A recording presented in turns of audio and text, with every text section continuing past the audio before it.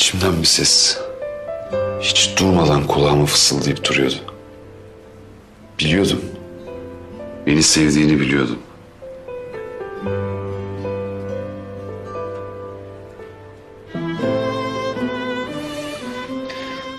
Boşuna.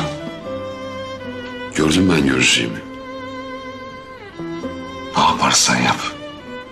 Ne olursa olsun seni asla bırakmam artık.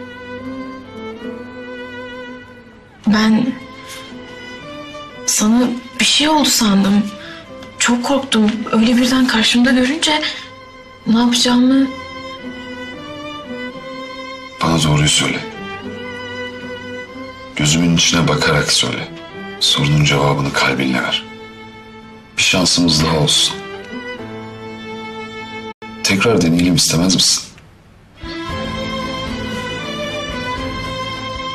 Sence bizim aşkımız bir şansı daha hak etmiyor mu? Benimle yeniden bir başlangıç yapmak istemez misin? Keşke hayatta en çok istediğim şeyin bu olduğunu söyleyebilsem.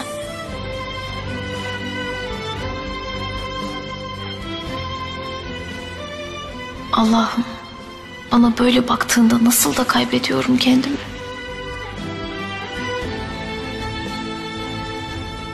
Sevindim tabii ki. Ama yanlış anladın sen.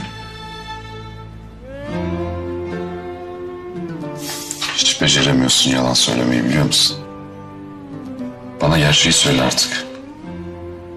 Neden boşanmak istedin? Sorunu bilirsem çöz.